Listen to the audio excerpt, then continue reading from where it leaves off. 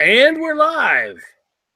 Hello, everyone, and welcome to episode 80 of Fans of Power. I am Joe Amato, and I'm here with my partner in crime, Tyler T-Rex Baker. And T-Rex, and everybody out there, I apologize. It's my fault that we're 12 minutes late. I was sitting there trying to go online with my portable device. I don't know if it needs an update, so I flicked on the computer, so now I'm in super slow motion, so it's all my fault.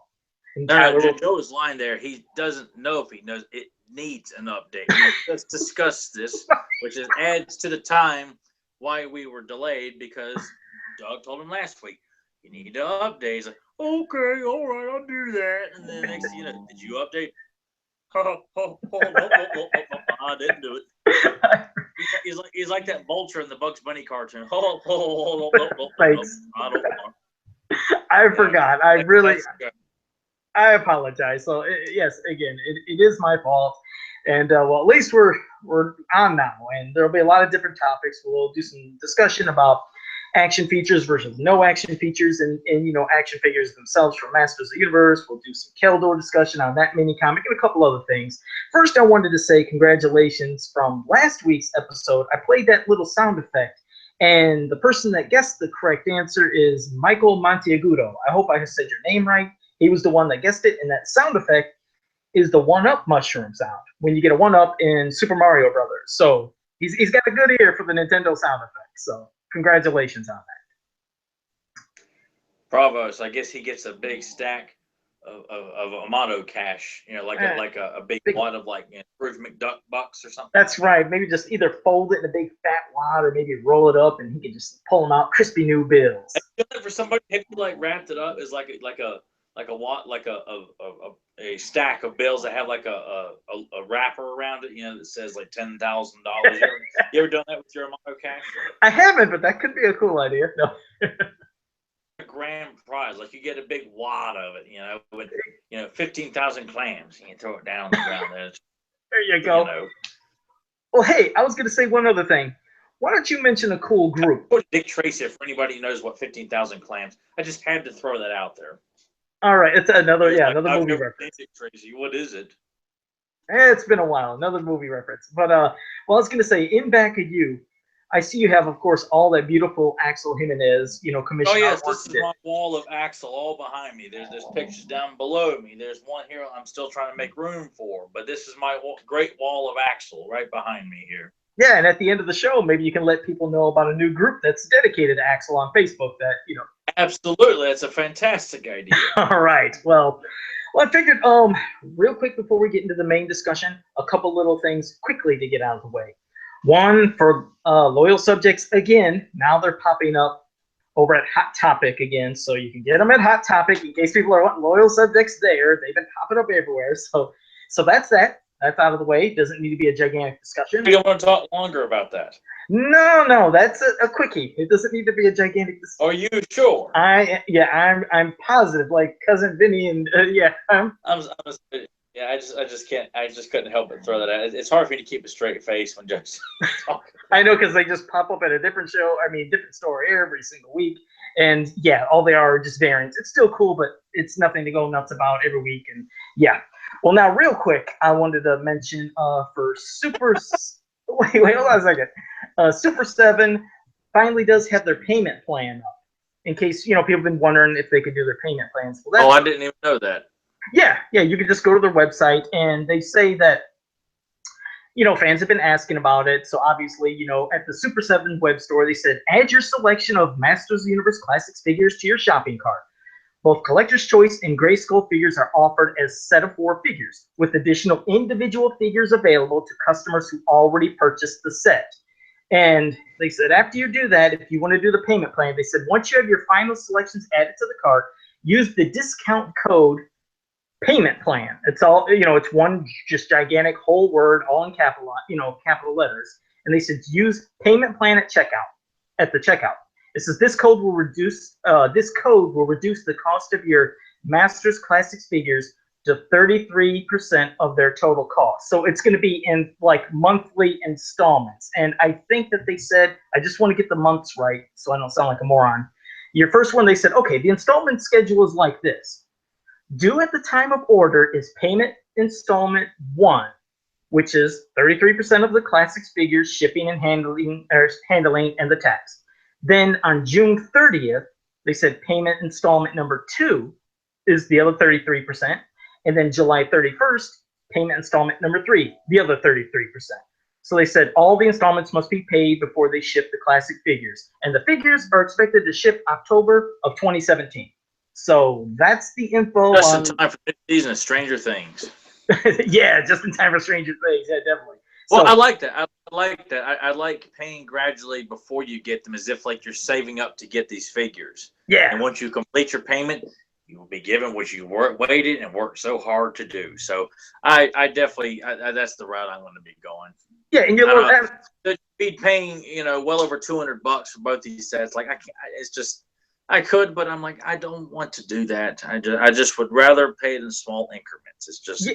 Exactly, because I mean that big chunk of money that's hard to come up with in just one single bam payment. So spreading it out, that's fantastic. They did that, so yeah, you can seem like your wallet can take a little bit of a breather, I guess.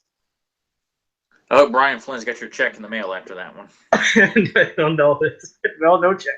But all right. Well, now I want to discuss about. Okay, this is something that, I was bringing up with T-Rex, and, we have conflicting opinions, which is awesome because that's how it's supposed to be. We can't always agree on everything. Yeah, you cut me off short when we really got into it, and he's like, save it for the ring. Exactly, that's right. No, but here's the thing. I mean, growing up, Masters of the Universe, the figures were basically, they became mostly about gimmicks. Now, as you know, the whole naming gimmick, either the character looked like what they were called, or did something by what they were called. Like Mecha Nick, he's got the mechanical neck, Buzz Off, he's got his wings, everybody's got some shtick to it. But they really started becoming heavily known for their action features, the gimmicks. Thunder Punch He-Man with the power punch, blast attack, splitting apart, Snout Spout with squirting. They all had fun things. Now, I know that when Classics came out, they said, obviously, they're not going to have the budget to be giving you guys action features. They said, no, they're just going to kind of recreate the, I guess, action feature if they could, but in sculpted form for some that they could. But that's the thing. I wish that they could still have had action features for Classics. Now, I know that, Tyler said, you go ahead and you explain why you don't shut up. Hey. And I know you said, it's just for kids. And I can understand that, but there's still some that I think needed it. Like, were you saying something, Doug, or somebody saying something? I thought I heard something pop in. Or was that you, Tyler? Or am I hearing things? You're hearing things. Okay, good. That happens once in a while. All right, well, just talk about Blast Attack real quick. This is the one that, I guess, drove me nuts the most. Okay, I know they didn't give the gimmick to, put that little thing in and pop them apart. A lot of people said, Joe, the reason they probably didn't want to touch Blast Attack with any blowing up feature is the whole suicide bomber thing, and maybe that's politically, not correct or feels funky. Forget that. Anybody that tells you that horse, I really want a certain phrase here, but that's what that is. For God's sakes, it's a 4 horsemen sitting around wondering, we might have some sandy vaginas telling us that we're encouraging suicide bombers in a classic toilet from over 2 years ago. I refuse to believe that anyone from the 4 horsemen or anybody at Mattel would believe such hogwash. And I'm sure you're right. I don't think they would, because just like me, the thing is, when I look at Blast Attack, even as a kid, I mean, his action feature, yes, he blows up and splits apart. But here's the thing. As you know in some of the comics, when he exploded, he's more of like a concussion bomb, if you will, to like stagger people. He wasn't there to blow people to pieces and squirting blood. And then even in other comics, his gimmick was once he split apart, he was like 2 separate, warriors basically bouncing on one leg. But I never thought of him as a suicide bomber, ever. So I think that's what killed me about Classics. I was like, you couldn't, even if you had this feature where he couldn't explode, you see how they had the King, his torso removing this way, you couldn't have found a way of just making Blast Attack at least split apart something, or giving him an optional, okay, real quick, like King Hiss, he has the separate different torsos to come on top. Well, what about Blast Attack? He could have had a top section that would have been him like exploded, like he looks like he's exploded, but well, just go on. You go ahead and give your 2 cents about action features, good, not, whatever, well, go ahead. I'm telling you, your whole idea of having a semi-explosive blast attack, if that were the T-1000, that would work fine. But blast attack splits in half. He's a robot that you're standing next to him. He blows up. His halves are going to come smack the guy on the right side, smack the guy on the left side. He's a self-destruct robot. It's like Cyrax in Mortal Kombat. Predator when he's lost, he types in the self-destruct here. But to me that would just look ludicrous to have an extra feature that features a partially blown up blast attack when the character is supposed to split in two, when it obviously sees that it's outmatched or something like that, or if it's commanded by tongue lashers hiding behind a rock. You got two horde troopers approaching, you hit the button and he just blows up and hits both horde troopers in the chest, and then they explode. Right. Or something like that.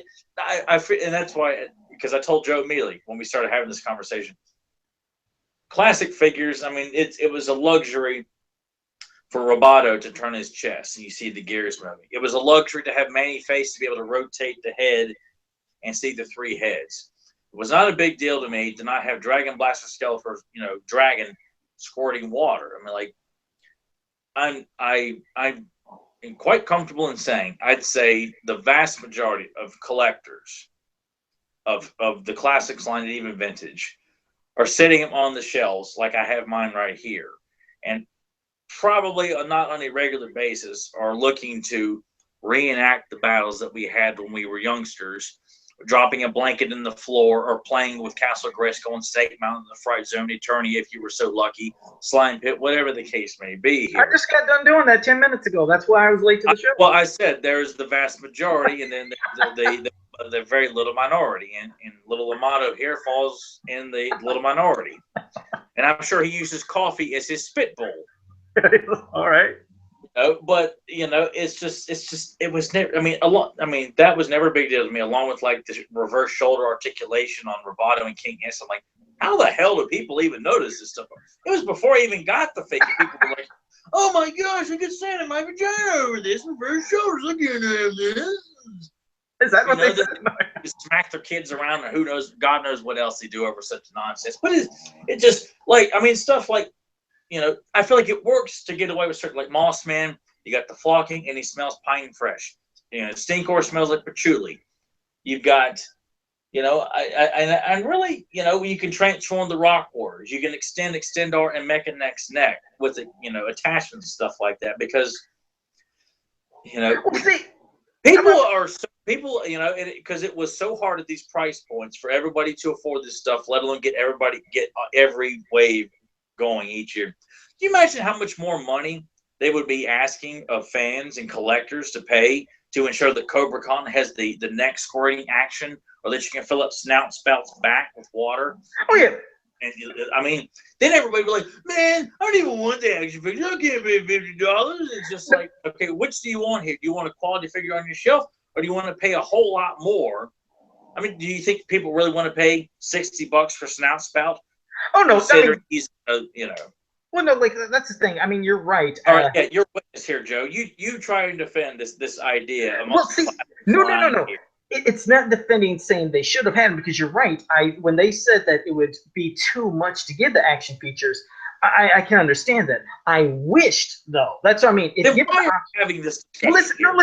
That's the thing. I wish they would have given all of them. If it could have been a dream world, I would have listened. Joe's feet. Joe's feet freezes, like his head swells up like the size of like an outer space alien. Well, hold on. But like I said, I wished, if I had the choice, that they could have all had it. But even still, with the ones that we had, there's some like, okay, don't the laser figures light up? I mean, I don't have them, but do the laser figures have their... Yes, they do. That's what I mean. So some of them got their action features, some didn't. And I feel like there was some that definitely they needed it. If they could have found a way, like I said, Blast Attack, they should have found a way, since it was such an original, unique, lots of different. But this line only works with essentially displaying the features. Like with Manny Faces, you can easily display that. You can display Roboto, turned body with gears, moved in a different direction. Extendor Mecha, you can display the action feature. Not everybody you can. I mean, Modulot, his action feature was multiple pieces. You can display that. you can't display web stores climbing up a rope thing. You just kind of have to throw it there.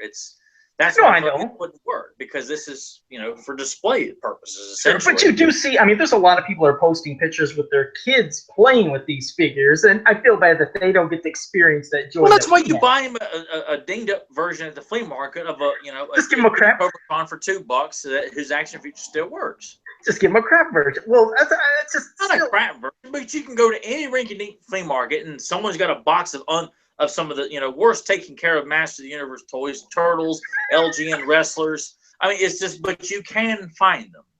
And if I just feel like, because tell me as a parent, you want to pay $50 for a mint complete loose Cobra Khan with the orange pistol. He's in great shape, and they're going to give to your child who's still learning not to throw toys and bury them in the dirt in the backyard. The kid in me wishes, like I said, they still could have. God, there's certain ones that I wish could have still had that action feature. I'm gonna holds no water here. Shut up! It does, Vinny. You're like the public defender here, and I'm like my cousin Vinny, and I'm winning the case right now. And you're gonna call in some sort of toy expert, tomorrow morning. I would be a word if I was you, Yankee.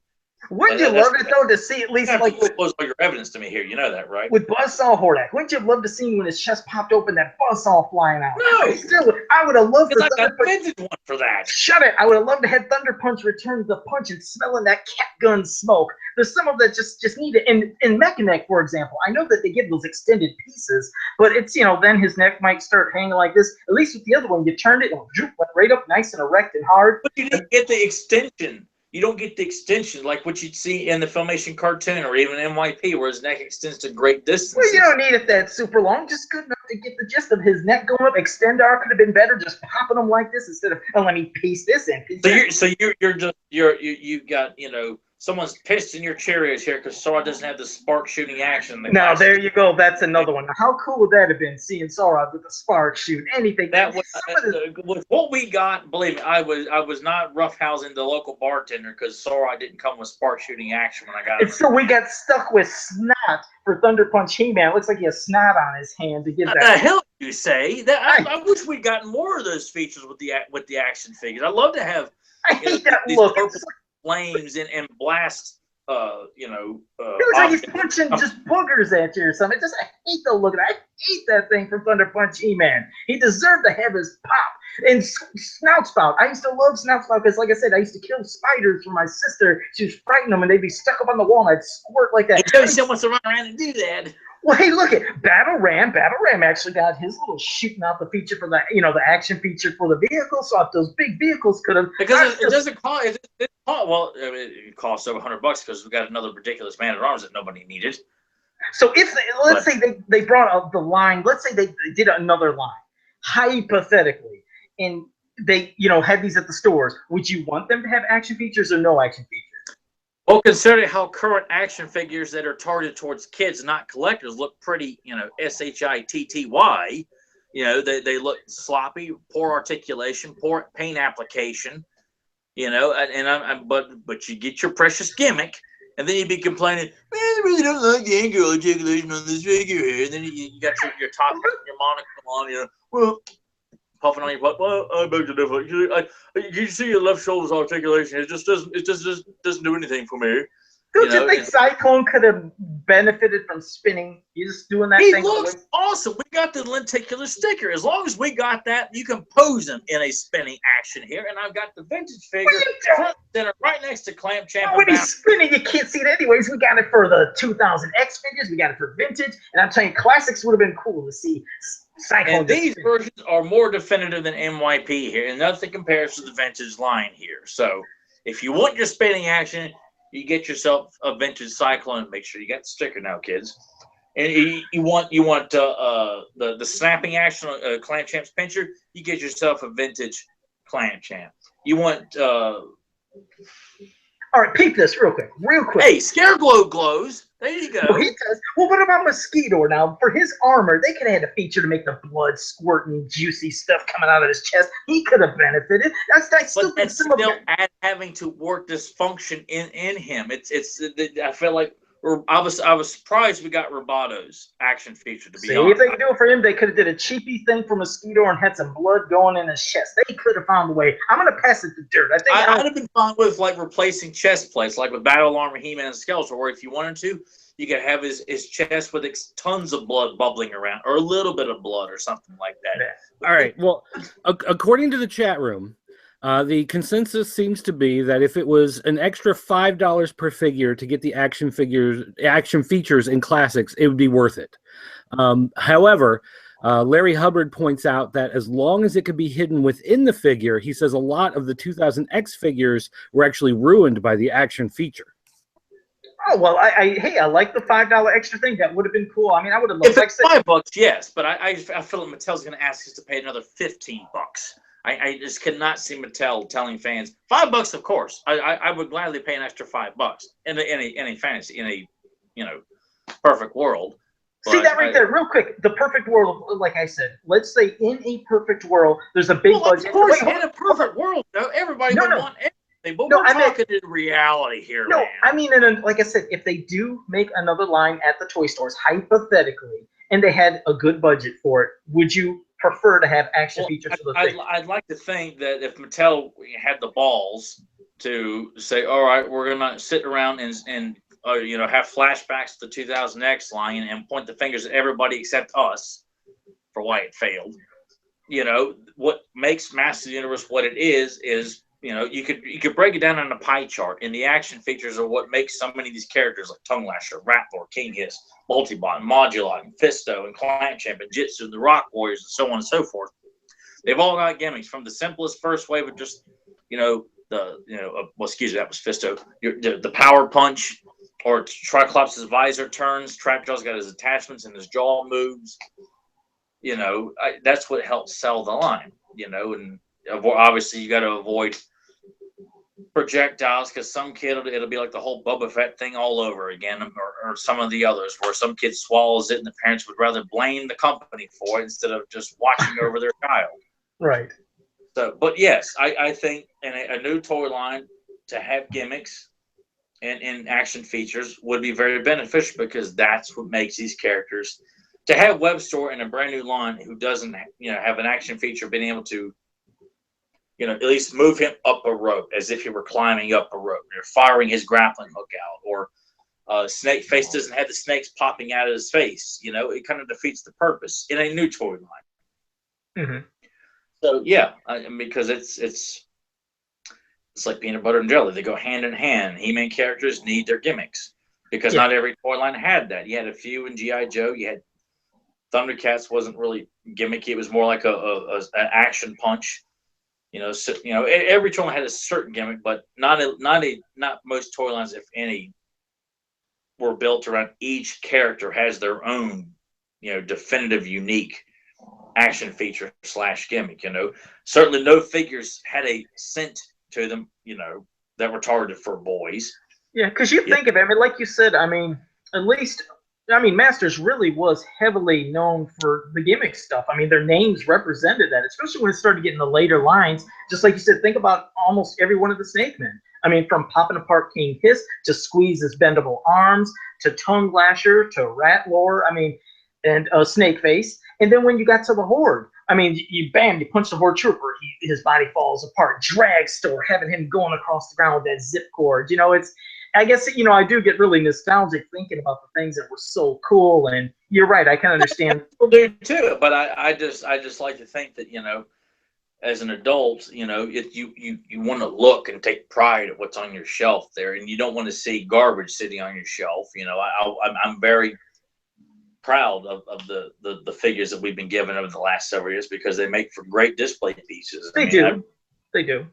And, it's, as long as, to me, I take posability is probably the biggest thing, more than the action features. If Roboto didn't come with his gears moving, I'd be happy, because you can pose him, in many different ways, because I'm not moving him around enough, to check the gears and stuff like that too. So, and we got more of that from Classics line compared to Vintage. Definitely Classics has more posability, articulation compared to the Vintage. But I don't fault Vintage for that, because it was simpler times, and and it was. I mean, the from a visual standpoint, the He-Man figures are the most striking toy line of the to me ever. I mean, then I have Turtles and Thundercats and GI Joe and so many Silverhawks and Brave Star, Bionic Six, and so on and so forth. But just from a visual standpoint, I like, where the hell was I? I've lost my train. I pulled a Frank Drebin here, right? Well, here, Tyler, let me ask you this then: if a movie were to be made, as they seem to be threatening, and a new toy line were to emerge at mass market, do you think the fact that they would have the mass market appeal with a movie line behind it would allow them to have enough confidence to make enough figures to lower the price point per figure that they could put action features in it, but yet still keep it from being a $50 collector's figure?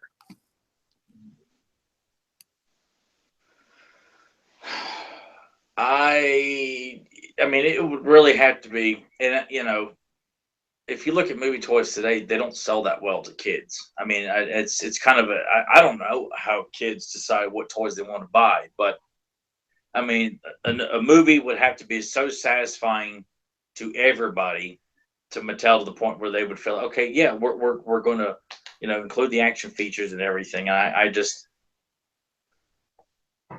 it would really have to strike a chord, because I feel like movie toys just don't sell that well with the mainstream, which you're talking about, like kids that run down the toy out at Walmart and they're getting I want Too Bad, give me Too Bad, Mom.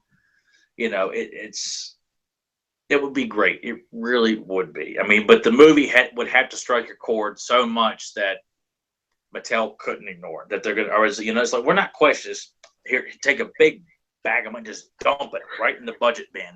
Would be great. And we're gonna go balls to the wall here. But I don't know. Mattel has done. They're so scared. I mean, if it's not Hot Wheels and Barbie, which is the same two properties that have been churning out for years, because it doesn't require anything other than recycle the car, recycle the doll, new clothes, new paint apps. The Malibu Stacy, right? The Malibu Stacy. Yeah, it's just they're so scared of taking chances, and I just, at least with Playmates, which Turtles has always been their big flagship thing. They're never afraid to take chances. Try it again. See if it works this time. Oh, that one didn't work. Try it again.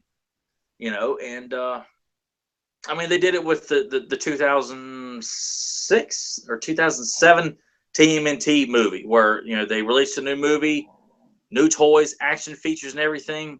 The movie didn't do that great, and the toys probably did even less. The movie's pretty good though, but I mean, the stars would just have to align for us to get a toy line from the movie that's going to give us everything we want. It wouldn't be fully articulated unless someone to go the Marvel Legends route. But if you're marketing these towards kids, you want to try and sell as many of these as you possibly can. And the action features is like, I wouldn't want a new He-Man toy line that's marketed towards kids and adult collectors that does not feature the action features. So, does that answer the question, Doug? Sure, why not? He's like, I don't know. He's like, what did I ask again? No. It's funny, real quick, talking about that movie thing, which this is not going to go in depth because it sounds so ridiculous, but I'm sure you've seen what was posted. What's that? So, go ahead. What was just posted about, they said that rumors are that in the Masters of the Universe movie that might come out in 2019, which isn't going to, but if it does, that Skeletor would not even be in it. I'm like, huh? I was like, where the hell did you read that? On a bathroom stall somewhere? No, I seen it. Oh, I seen it popping up in a bunch of He-Man groups. Is it the rumor you started?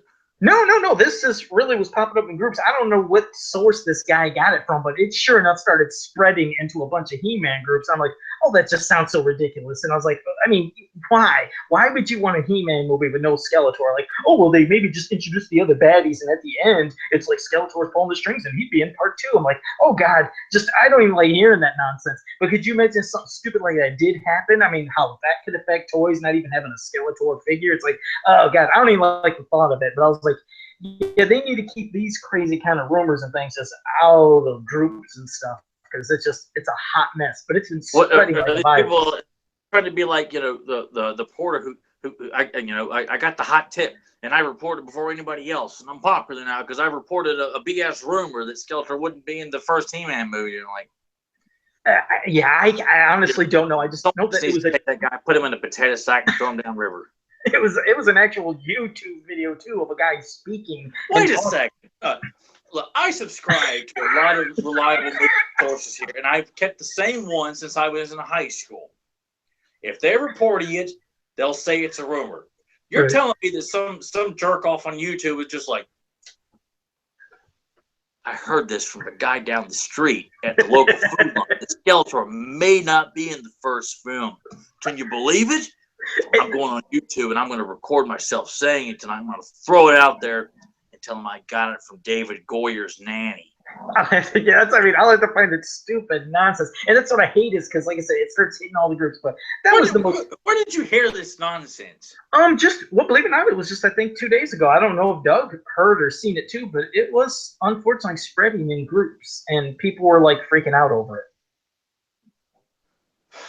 It was a podcast called The Powerful Fans.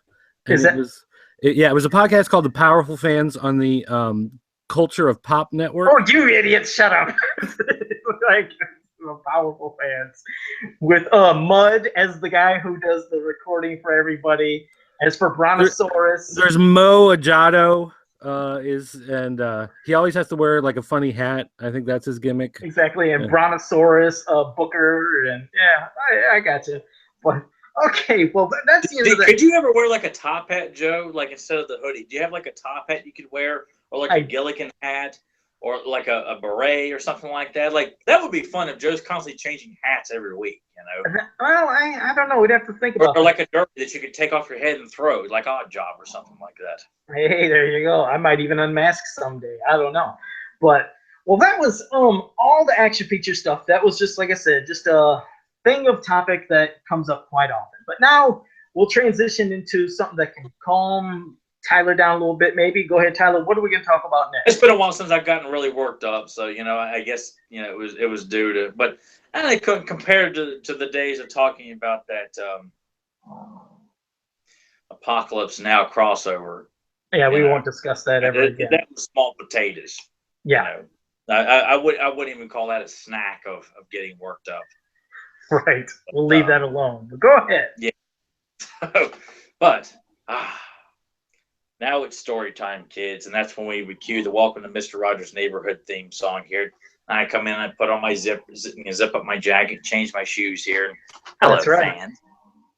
We're gonna have story time here on Fans of Power, and we're gonna dig into what could possibly be considered not really controversial, but some questionable material, but also personally one of my top 3 mini comics of all time. Search for Keldor. So if you have a big book at home, or a mini comic, or you're looking at scans on the internet, on another device as you're watching or listening to us or whatever. So just we're just kind of flipping through. So when we're talking about certain segments, have it nearby so you know what the hell we're talking about. There you go. But I got this mini comic when I purchased Clamp Champ. Well, actually, I got it when I got Faker as a kid, but I don't remember anything about it. And it was a mini comic. I guess they got thrown away or something like that because I didn't have it for none of my childhood. So I didn't get it again until I purchased Clamp Champ when I was in 7th grade. And opened it up because I didn't care at the time. I had to open up because I want to see the mini comic and post Clamp Champ. And the artwork is stunning. It's a great story. It's simple, but it's definitely a very memorable mini comic. Who could say that this was a part of mini comic? Nobody could. The story's good, and it introduces, for people who, if you're not aware, I shame you publicly, that this particular mini comic, which was kind of cool, is it's supposed to depict the vast majority of the last wave of the 87 line, which is Clamp Champ, King Randor, the Sorceress, Faker, Ninjor, and Scareglow all came with this mini comic and were all featured in this mini comic. Even though the Sorceress and King Randor have been featured in other, this is supposed to feature them, as if you got the Sorceress action figure, this is the book you get with her. Right. It does a decent job of depicting her. Same thing with King Randor. It depicts King Randor as kind of a badass in this. Mm-hmm.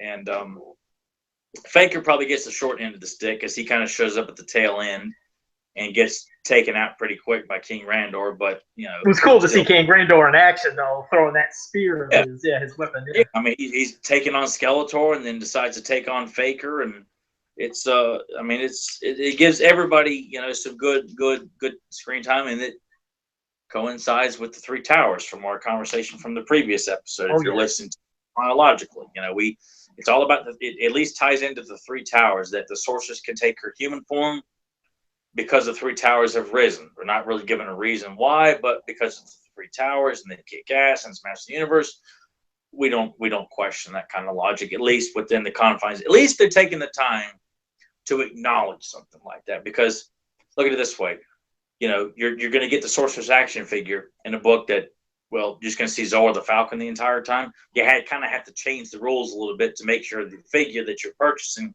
is featured in these little books. So, which makes sense as to why they might say, well, blame the castles. Right. Was there any real difference with the Faker figure that came out besides, the new art on the front of the card? Was there anything different about the figure itself? Was the paint apps all the same? Because I never bought that Faker figure because I already had my original figure. But I always wondered, I was curious because I've never known if it was different.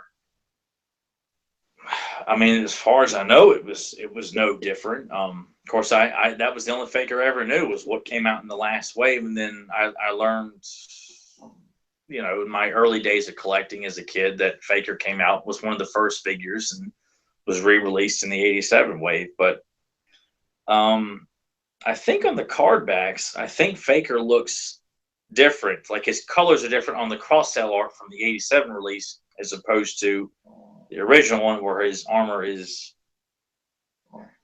Oh, where's he? Hang on, I got my Clamp Champ right here. My Men on Card Clamp Champ. Okay, all right, yeah, I have. Okay, never mind. Faker on the back of this has got pink armor. Oh, okay. So, which that did not change. So yeah, I got my Clamp Champ in acrylic case here. It's beautiful, stunning. That's pretty cool. But yeah, Faker is depicted with the same colors, as far as I know, as the '82 Faker. Okay, yeah, I never knew because, like I said, I remember my brain literally exploded. That was the time when I got some money for my birthday. I think I remember getting $50. Yeah, I remember getting $50. Walked into the mall, went into one of those hobby toy stores, and I seen every one of them figures that you just talked about. And I was freaking. I was like, "Oh my god, meet the Sorceress! Oh, King Randor! What's this guy? Scareglow! Oh my god, Clamp Champ!" I mean, I didn't know who these people were. Ninja were, but I was just pop because I think they're all like $3.99 on sale. So I was able to get everything. And I remember seeing Faker, but I was like, I already got Faker. Don't need him. Which explains why I got a ton of these Search for Keldor mini comics because I kept all of them. But what a comic. I mean, just to see everybody, like you said, because obviously they're going to be promoting the figures that just came out, but to see them all highlighted into this comic and, seeing them fighting and engaging in battles. And I never cared about seeing how they misspelled, for some reason, Clamp Champ with a K in the... Well, it seems similar, kind of like what Squeeze was going to be called Tanglor at one point. Yeah. So where it's like it's in the process and they decide, which would look cool, Clamp Champ spelt with a K. Yeah. But, we didn't get that, and I'm happy with what we got. Yeah, but like you said, it was cool seeing, of course, the Three Towers in there. And then they're tapping into power because, as you find out in this comic, King Randor was searching for his brother that apparently went missing years ago and was supposed to be caught in, using black magics or the dark magics, and maybe got caught in some other dimension. So, like, once a year now, they can tap into the power of, like, the Central Tower, which I think they were just calling Which raises a question here. They say they do this once a year, and you have an hour. Right. These towers had risen within the last several months. So how else were they able to enter? Are they going to Grayskull to search for Randor for that? Like, what are they doing each year? Where are they going? I thought the same thing. I was like, to do this search. Yeah, I was like, how are they doing it before? Because these things just risen. But now that she's tapping in, maybe she can get this dimensional gate quicker or somehow find out what's going on. So it was cool to see how she was tapping into that. And yes, King Randor is basically having Clamp Champ and Prince Adam like guarding around the tower just to make sure nothing's going on. That's when you see Skeletor looking through his little viewing ball or whatever, saying they must never learn the secret of Keldor. It could destroy me or something. And as a kid, I guess I never thought that Keldor and Skeletor were the same, but I always wondered, why is Skeletor so scared about them finding out the secret of Keldor and what's going on? That did intrigue me. And then didn't you say that years later they interviewed, was it Lee Norling? Lee Norling, who was the editor on all the mini comics, or for the majority of the ones. Like I don't think he was for the first few, but the bulk of them, and he acknowledged that was the direction they were going in. That Skeletor was going to be Keldor, and ultimately Randor's brother and He-Man's uncle. And I remember I just, for years before I even read the interview, people would talk about it on forums. I just thought I was like, where in this mini comic? I flipped through it and I'm like, I don't see it. There's nothing here. Skeletor deliberately likes to mess with plans of the heroic warriors just for fun, just being a prick about it. And as far as I was concerned, he was just, it just didn't really sound like that was concrete. And plus it was just such a stupid idea to begin with. We're talking years ago. Like I was in high school, and seeing people arguing and debating this stuff. And sure enough, I mean, that's where they were going. I mean, they admit it. Isn't it weird? Yeah, because for me, like I said, I remember when he was frightened of it, it was strange. And then at the end, when the veil was opening and you seen somebody coming out and they thought, Keldor, Randor thought it was him, but then it was Skeletor with Faker. And I remember like, oh man, because I was waiting. I was like, oh God, we're going to see Keldor. And it wasn't. So you could see how they were doing some foreshadowing there of like. Which has to sound like either Keldor had blue skin even back then, because what is it about what we're seeing here? Unless, I mean, here's the dark arts might have changed. I'm thinking that they'll probably go at it. I bet you Keldor, at least in what I would think, I bet he wouldn't have been blue skin. I bet he would have just been the same skin color as Randor. Randor says, look, I think I see Keldor. And then or is it you will see? I mean, Skeletor's standing behind them in the shot. Like I'm looking at it right here. Randor's looking ahead and says, I think I see Keldor. Skeletor's behind them and says, you will see no more. So that's why I feel like, Keldor clearly could be someone of Caucasian. He could, or some, like Randor himself, or whatever. Even if it's a half brother, he could be African American. He could be Native American. He could be Hispanic. Point is, he's looking ahead and sees what looks like his brother, but then Skeletor's behind him and says, all right, what I see is Skeletor, and you're and Faker's with you. So, I mean, if we had not gotten confirmation that it was going to be Skeletor, I mean, I could look at this and see that. Well, it's weird. That Skeletor doesn't want them to find out that he's, he could be responsible for killing Keldor, and that there isn't actually. I like that. Real quick, I like the interesting depiction or interpretation you did, because I never seen it like him looking and they were in back. I thought it was doing the kind of like, how sometimes you can't draw everything into a certain panel. Yeah, so do a split. Yeah, as I'm looking at it, for people who don't have it in front of them, I'm going to hold it up. Okay, and I'll explain how I kind of interpret it. It's like he's saying, like, I see him, like I see Keldor.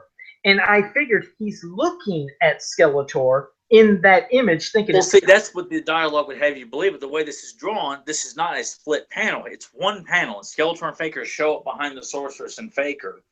So they're clearly stopping them from. I get you. No, I know what you mean. But like I said, I didn't know if it was just some weird perspective angle. So that's cool. I've never heard that interpretation. And maybe people never heard my way of seeing it. But my way, I always thought it looked like he maybe was looking at what we were seeing, but they just drew it in a weird way. But what you said, I don't like the idea of them two being connected at all. I'd rather, I'd rather not know where Skeletor come from, but I'm fine with.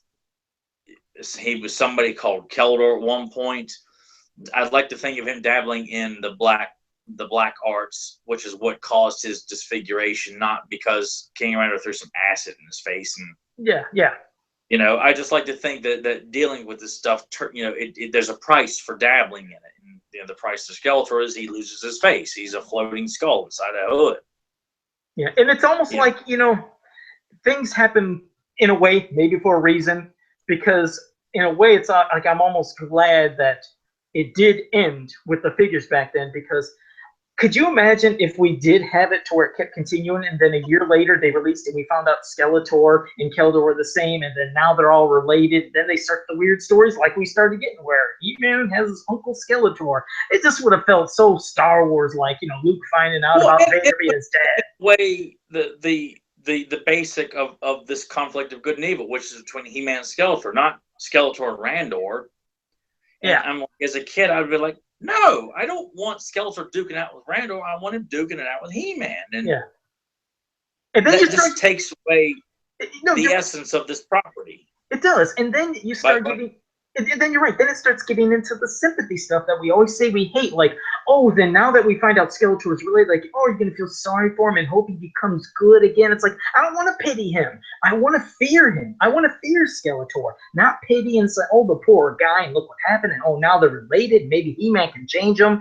I don't know. That's why, in a way, I'm glad it never happened back then. And that's the direction they would go. They would do a mini comic where they reflect on Keldor's past with Randor and how they were buddies hanging out, and they were knocking over trash cans at the local kingdom or something like that, and giving wedgies and having a great time and this and that. And then Keldor meets some mysterious guy in a trench coat down a back alley behind the Laughing Swan Inn, and next thing you know, he's addicted to black arts, and then they fall apart here, guys.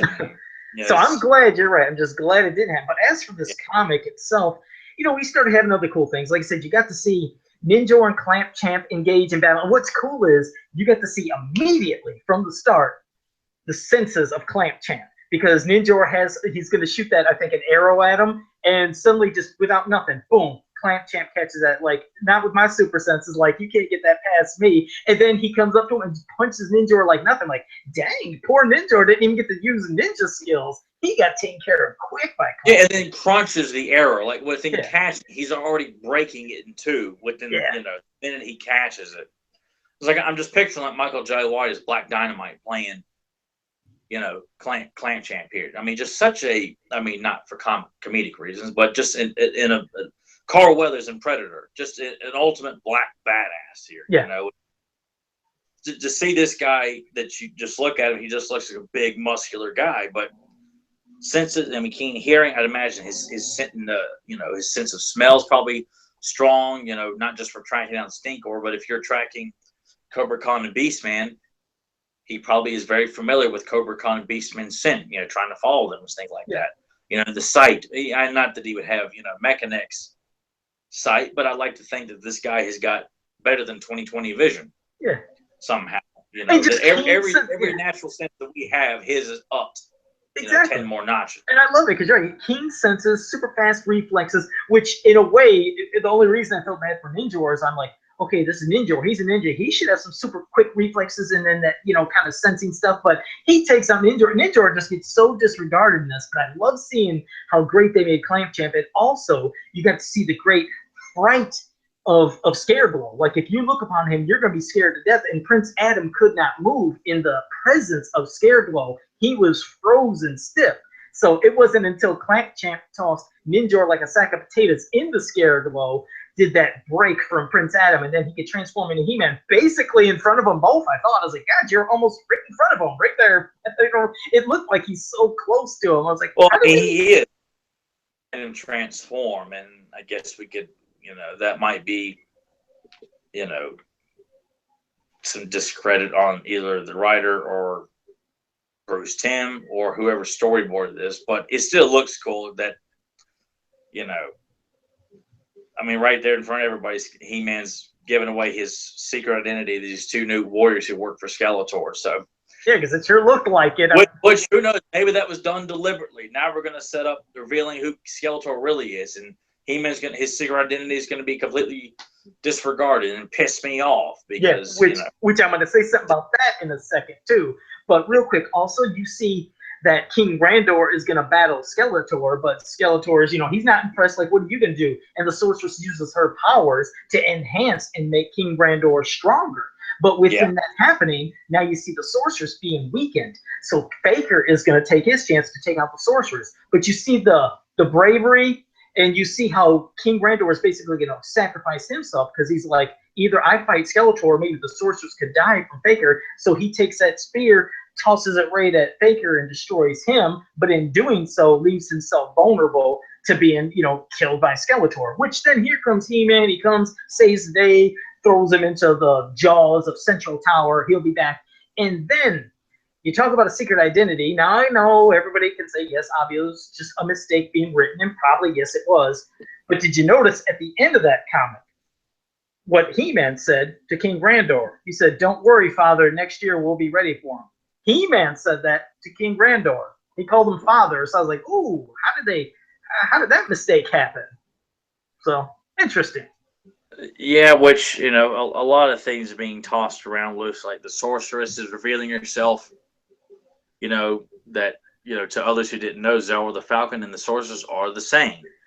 And that Skeletor and Keldor are heading down that direction of being the same. And He-Man just transforms in front of everybody, and his father, apparently in this storyline, is already aware that Adam is He-Man. So yeah, you wonder, was that just a complete screw up with saying the father thing? I think it's a lot of, since they are writing this for kids, if they're let something like that go, they're probably not worried about being blasted by the New York Times for like. I'm afraid, people. This is just no good. This is not the superiority of Clash of Arms here. They've destroyed all sense of secret identities and character build-up with this atrocity. Although Ninjor, Clamsham, and Scarlet kicked so much ass in this book. It is a great mini comic from how it looks to just. It's like I said, it's in my top 3. It's an extraordinary mini comic. The artwork is beautiful. It's just Ninjor and Scareglow. They're just temporary fights, but it's enough to show you what they do. Ninjor gets his butt kicked, so does Scareglow. But all the villains that's what's supposed to happen in these books. But it's enough to where you feel like if they didn't look so good, it might be a little less satisfying. But everybody looks so good in this. It's just a winner. Like I said, we found mistakes in this book, but I'm like, still great. It's too much fun. This mini comic is too much fun to let any of these things of secret identities being thrown out loosely. That it doesn't take you out of the spirit of this great mini comic. Right. You got so many great characters all in one book, and they're all partaking in the story. They're not just drawn in the background to kind of fill in the space for certain panels. Like, no, everybody does something. Yeah, featured has a part in this story. Yes, every single person. You're right. Yeah, and that's what makes it a classic. So for Alcala enthusiasts, I strongly suggest giving this book another shot because Well, I don't know if I've not saying. Of course, people can hate and dislike something, but I don't know if I've ever heard anybody say they disliked this mini comic. There's a lot of great mini comics that we're very fortunate. Not only that we're fans of a toyland that came with little comic books with every figure, but we were given some very quality entertainment with these mini comics, and we got some duds as we've talked about before. We've also got ones that left lasting impressions on us, where people would do custom figure versions of certain characters, that they would do illustrations and drawings and fan art.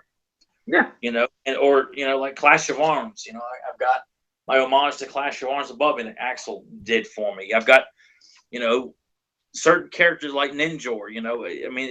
That are depicting this. They leave them like Scareglow. Featured very, very little in a lot of media, but this mini comic, I'd say Scareglow fans should be pretty happy. It's short, but he looks great in what he's doing. Everybody wins in this mini comic book.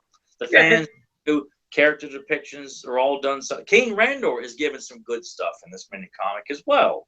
Definitely. And then just the art from Bruce Timm and capturing the emotions of every one of the characters. He did a fantastic job. His art is another, favorite among people is Bruce Timm. Oh, he's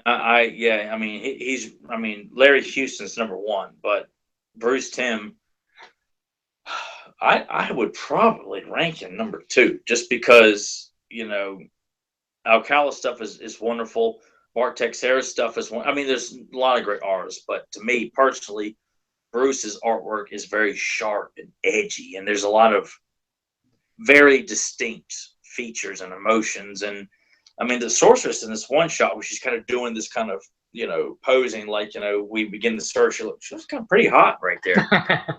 Yeah, no, and Skeletor. Nobody draws Skeletor like Bruce Timm. I mean, Bruce Timm's Skeletor. I do like that. Oh my gosh, it's just he just captures malice and villainy so well. Like the one shot when he's getting ready to cast a spell to summon Scareglow and Ninja, and he's standing there holding the staff horizontal. You don't see his face, but just the glow of his eyes. Wait, I'm glad you said that. That's the one other thing that I noticed. I don't know if this was an inside homage to He-Man, but he was talking about having the power, and he's holding his Havoc staff in the I have the power. Could be. It could be Bruce was having some fun with that panel and decided to draw Skeletor in a very similar fashion. Yeah. So this definitely, if you guys haven't read it, you have to read The Search for Keldor. It is a fantastic mini comic. I mean, you can, like I said, you can get it in the mini comic collection book from Dark Horse, or you can just, if you didn't want to get that, you can always get the little mini comic on eBay. Either way, you find this comic. Do a Google search for it. You can find scans for it. I mean, I give this mini comic 2 hard nipples, man. That's pretty good. I said, that's pretty good, I guess. If you're getting to it. Oh, it's solid. I mean, who wants one hard nipple, right? 2 hard sounds like, you're erect and you're excited, and that's what this mini comic does, man. Is this going to be a new thing? Wait, hold up. Is this going to be a new thing? Now it's not going to be 2 thumbs up. It's going to be 2 nipples out. Two hard nipples, man. I'm going to hold 2 thumbs up. I'm not going to sit here and get my nipples all right. No, you got to say 2 nipples out. Two hard nipples, man. So I got a right nipple and a left nipple here. So that's it doesn't make sense from a visual standpoint, but I'm not going to be revealing any skin here to show the positivity there. Well, there you go. We'll leave. Maybe Dan Rice's kids still watch this. I have no idea. Yeah, we'll leave the search for Keldor and the nipples. We're done with that now. So, well, I guess we're gonna wrap it up. Before we wrap it up, though, you got some maybe places to talk about and back here, or somewhere to go, or something. I'll get to my recommendation here in a moment. But a new Facebook page has just started within the last week, celebrating Axel Jimenez. And I mean, it may not be as clear behind me here, but I've got a whole entire wall of his artwork of illustrations I've asked him to illustrate for me. And he's doing posters for, I believe it's called Mad Duck. And one of the guys from Mad Duck, I forget the gentleman's name who started the group. I apologize, but I'd love to promote the Facebook page a lot more, and I will get his name correct. But started it to celebrate Axel's artwork, and the Facebook page is people posting all of his art, from mini comics he's done to commissions to just random sketches and things that he's done and shared on Facebook. I mean, you go to Divine Arts, Deviant Art, whatever, Deviant Art, whatever you call it. He's got a account on there, a bunch of stuff on there, stuff like that will probably end up on this Facebook page as well. But it's just celebrating, such an amazing artist. I mean, I love Axel to death. He's a wonderful guy. He's got a keen eye for this stuff. I mean, this guy he was born, put on this planet to draw He-Man and Thundercats. And hopefully someday Sectars. Let's hope Sectars returns. This guy can draw Sectars, Silverhawks, Bionic 6, Dino Riders, Brave Star, Black Star, which he has drawn Black Star a couple times. Yeah. But this guy can make any character that if you're, and that's one of the things I like to do with my artwork with him, is I like focusing on characters that, I bet he could upgrade a certain character and make him look like, the biggest badass in the world that you've ever seen. Wait, can I give you an example of that? It was a long time ago before he started doing official art for Masters of the Universe. And he was doing things, and he was asking, it's like, Joe, what do you think would be something cool maybe people like to see? I was like, you know what? I was like, you rarely ever see anything for Stone Dar and Rock On. Why don't you do something for them? He's like, I don't know if fans would be into it. I was like, trust me, do something with them. I bet you make it look amazing. Well, anyways, I think he had Stone Dar fighting Calyx. Over lava. And oh my God, beautiful picture. And people went nuts. I said, see, so I said, look at that. You could take characters that you think some people don't like or don't see enough of, and you'd make them look amazing. So they went bonkers. But yes, on Facebook, the page is Fans of Axel Jimenez. You can find that on Facebook. And it was Brad Kreitz. I hope I said his last name right. Yes, I believe that was it. Brad, I'm sorry about that. If I could, I'd shake your hand for starting this group up. Yeah. I can't promote the guy enough. I just want people to appreciate and see the stuff that this guy does. I mean, this guy, needs to be the guy that's, currently drawing He-Man in comic books and doing merchandising stuff, like drawing new images for 10 lunch boxes and stuff like that. Needs to be Axel's artwork. I mean, he's just done some. I mean, he's done Thundercat stuff for me. I mean, there's characters that and he's a great fan of certain characters that maybe people aren't as familiar with, or to a certain extent. He's a big fan of the movie. Loves throwing in stuff from the movie. I've had him do a lot of references to the movie and stuff like that too. And even somebody he may not be, may not know a whole lot about. It's just like when I had him do Azrael, he drew Azrael from Return of Orko, his uncle, for me. Mm-hmm. He gave Azrael like this very alien-like. It made me think of one of the monsters from the Tommyknockers, which I've never seen all of it, but there's a shot and it made me think of one of the aliens from that. But he made Azrael look so creepy with the pointed head and the big eye sockets, and he just kind of hunkered over. I mean, just very. It's on my Facebook page. I've posted it in the Fans of Axel page. It just shows you the upgrades he can give characters that may look. I mean, he could probably make. He probably can. I'll tell you what. He can make Count Marza from Filmation look like a badass. Oh, he could. The guy dressed up in a Shakespeare outfit. Axel, would you mind drawing that guy? Axel will redefine this character and make it look like this guy's got balls big enough to come in a dump truck. Oh, no, and he can. And I'm going to give 2 quick examples of just how cool he is and how he can do things to make things not only look cool, but also just doing cool stuff. Me and my crusade for the Meteorbs, which have not been drawn in anything. Oh, yeah, definitely. They haven't been drawn in anything for Masters of the Universe. They're being avoided like the plague, which they're not. Well, first thing he did that was awesome was in one of the Smallville comics, they were doing these, they were the digital versions before you could buy them. They had a digital, then they took all those digital comics and put it in an actual printed volume you could buy. Well, for me, he drew the Meteorbs in there. A couple of them. There was I think it was maybe one of Chloe's kids was by a computer monitor, and you've seen some Meteorbs laying around it. But that wasn't the topper. The big topper was I was making custom Meteor figures, and I made Skeletorb, and it was Skeletor as a Meteor. He drew my Skeletorb into that comic, and I freaked out, and I couldn't thank him enough. That was so awesome.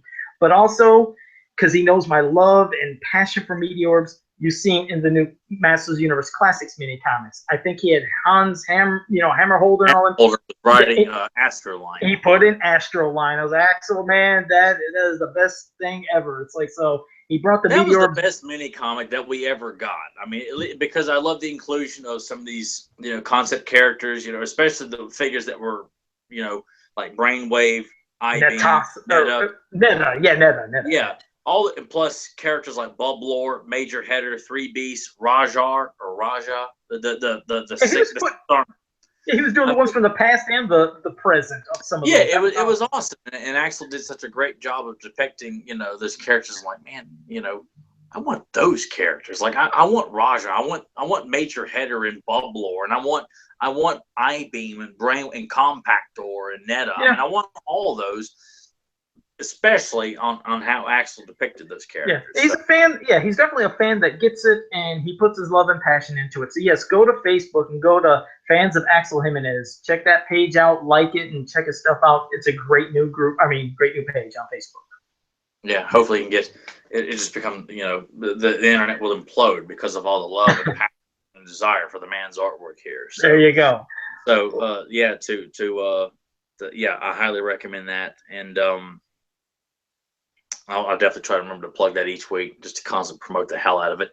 Anyway, my recommendation for this week, and I tried to make sure that I do not do repeat because I feel like I got so lazy about it and just kind of spitballing. But from season 2, The Arena, which features the first appearance of General Tataran and getting to see, on a rare occasion, He-Man and Skeletor duking it out.